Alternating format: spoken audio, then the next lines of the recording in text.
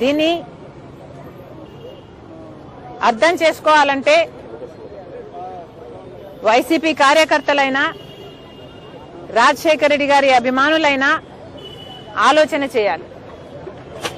జగన్మోహన్ రెడ్డి గారిని ఈరోజు విజయసాయిరెడ్డి గారు లాంటి వాళ్లే వదిలేస్తున్నారు అంటే ఎందుకు వదిలేస్తున్నారు?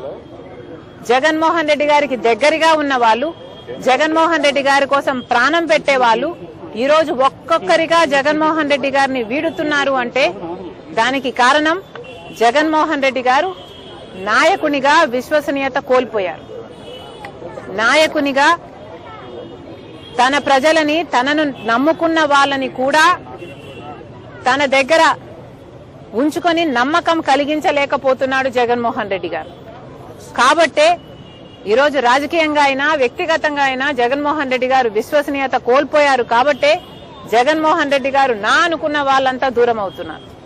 అంటే ఇంకోటి మేడం, అంటే విజయసాయి రెడ్డి ఇప్పుడు ఏదైనా బీజేపీతో ఏదైనా చేస్తున్నారు అనుకుంటున్నారు, లేకపోతే ఆయన కంప్లీట్ గా రాజకీయాలు దూరమని చెప్తున్నారు?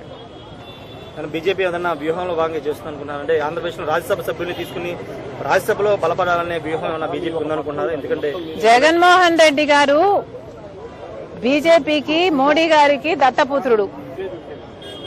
జగన్మోహన్ రెడ్డి గారు తనని తాను కాపాడుకోవడం కోసం సాయిరెడ్డిని బీజేపీ దగ్గరికి పంపించాల్సిన అవసరం లేదు. ఎందుకంటే జగన్మోహన్ రెడ్డి గారు ఇంతకాలం సాయిరెడ్డిని తన దగ్గర పెట్టుకునే బీజేపీ నుంచి ఫేవర్స్ పొందాడు, తనని తాను కాపాడుకోగలిగాడు. కాబట్టి సాయిరెడ్డిని పంపితేనే బీజేపీ నాకు అనుకువగా ఉంటుంది కాబట్టి పంపుతున్నాము అని అనుకోవడానికి ఇక్కడ వీలు లేదు. జగన్మోహన్ రెడ్డి గారు విశ్వసనీయత కోల్పోయారు కాబట్టే విజయసాయిరెడ్డి వదిలి వెళ్లిపోయాడు అన్నది నా అభిప్రాయం. వివేకానంద హత్య గురించి కూడా విజయసాయిరెడ్డి మాట్లాడారు ఢిల్లీలో. అవినాష్ రెడ్డి ఏం చెప్తే నాది మీడియా ముందుకు వచ్చి చెప్పాను, ఆయన గుండెపోటుతో చనిపోయారని చెప్పారు, అదే నేను చెప్పానని ఒక వివరణ ఇచ్చే ప్రయత్నం చేశారు విజయసాయిరెడ్డి. ఎప్పుడు?